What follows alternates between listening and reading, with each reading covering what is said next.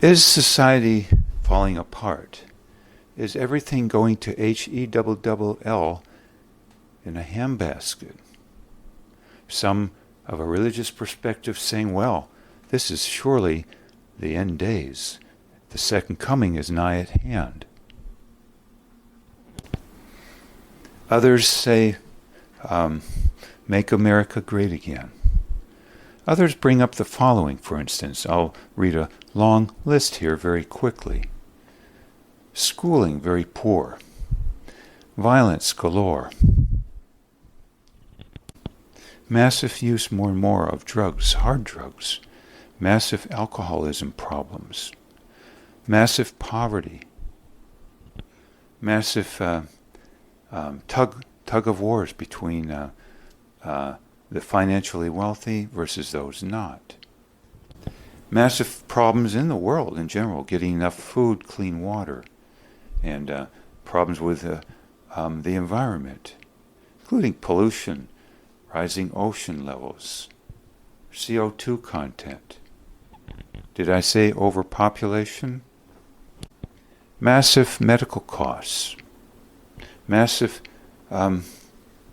use of opioids for pain control or illicit purposes, some would call it. Issues with pandemics and staving off newer ones to come. Massive costs just to sleep, legally. Too much time spent at work or otherwise getting our basic needs met for safety and otherwise. Problems with wars, especially with America, constantly at war and having military influence massively again all across the world. Problems in our family and in our relationships. Too much divorce.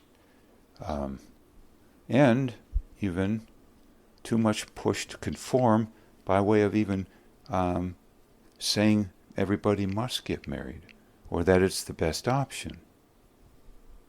Issues regarding sexuality and conforming one way or another to this, and too much sexuality, too much relationships, and our respect level toward ourselves and others. So, Bill Gates was once said, perhaps 5 years ago in a video, to have two focuses: to help those in other countries with disease problems and help people in our country with our education problems. This latter problem, our education problems, he said he's getting nowhere on, despite all the money he's poured into it, billions after billions. So why is this? Why do things seem to be falling apart so much? Now, Aldous Huxley, a man from Britain, who, very interesting fellow, wrote, amongst other things, Brave New World, back, maybe 60, 70 years ago, pointed out two things he felt were massive problems: overpopulation and technology, in particular its weapons, getting more and more destructive. He even brought up one weapon, rather not as explicitly as I would now perhaps, and that is numbing drugs. He had a term for it that I had never heard of before that he made up. And he said that it falling in the wrong hands can be devastatingly used against people. Well, I'm not so sure this is always, quote, used against people in a malicious fashion, or what you would call a selfish fashion, or short-term expedient fashion, or blindsided fashion, but the more drugs of choice available and the less stigma to use them, and finally the less downsides, some would say, in the short term, the more they'll be used. And I believe that has been Thorazine, and later the improvements it's claimed to them, now in the form of drugs that can numb us with very few downsides in the short term, as to brain damage at least. So some complain, too much marijuana use, too many people is thus zoned out, too many thus modern hippies. Well, what about, if we called them potheads, what about too many people zoned out on medications, which are not short-acting, like some choose to participate in with other drugs they use, whether alcohol, meth, cocaine for the wealthy, heroin, and heroin pharmaceutical grade for people like Keith Richards of the Rolling Stones until the latter years. For we've heard people say, oh, I need a stiff drink. Well, that's short-acting.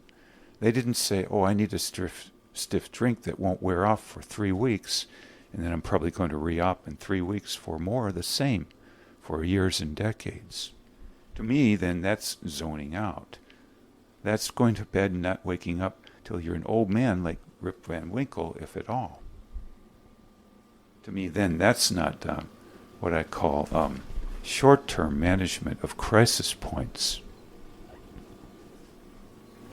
So I think all too many of these issues I've mentioned, schools, violence, and many more, have a lot to do with a waste of what we could accomplish because too many of us are zoned out on a chronic level, not something we address with short-term measures. We used to say, oh, alcoholism is so terrible, look at the cost. But I think the upside of alcohol use is that it's short-term acting.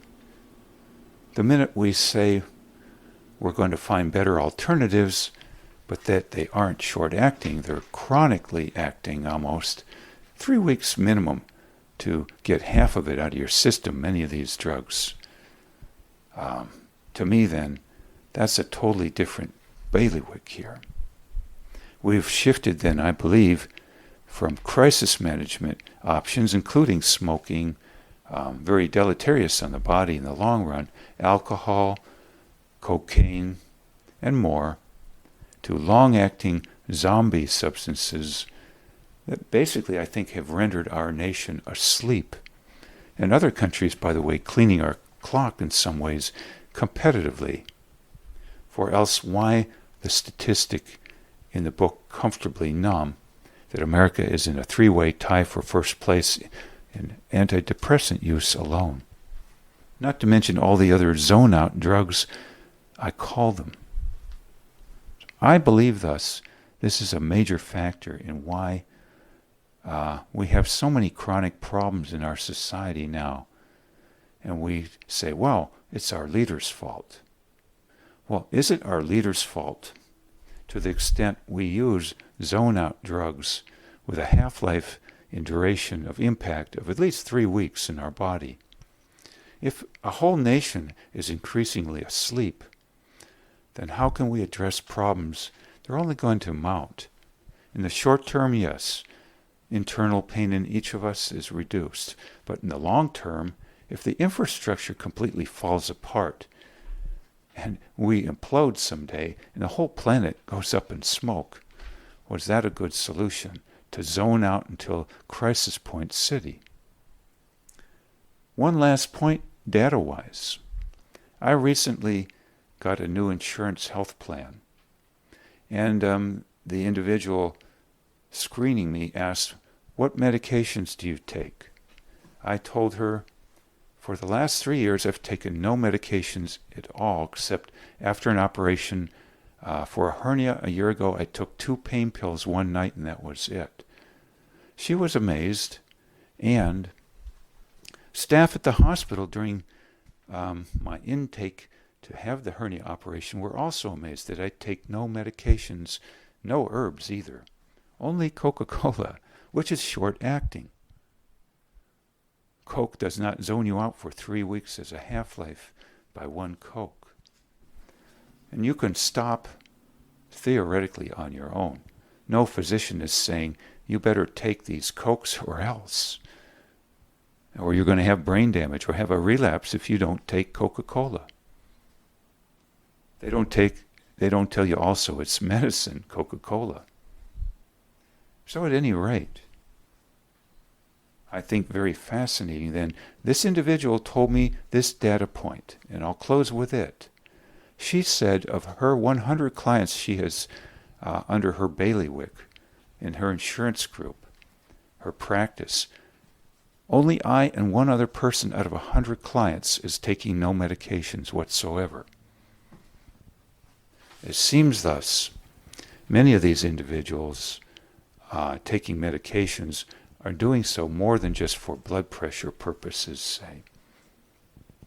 For I once rented an apartment in Appalachia 15 years ago from a gentleman on the city council in a small village of 15,000. And he told me in his 80s, and I edited a book of his he wrote about his time in school in Appalachia, one-room schoolhouse, very fascinating. He told me he only takes one pill, half of a blood pressure pill. Fascinating. Also, I would mention, just as a tangent here, my apartment had no air conditioning. And I was asking about that, and his wife told me, well, do you really need air conditioning? And my question was, well, I guess not, especially the price is right. That then, the older generation versus newer generations. Fascinating here. So, of course, we can point fingers till ad infinitum that the world is going to heck in a handbasket, especially our country. We have so many systemic problems. But isn't the most systemic problem, I believe, being more and more zoned out, and not calling it being zoned out because we call it medications, we call it medicine, as opposed to saying someone is escaping responsibility by sleeping too much or isolating physically speaking.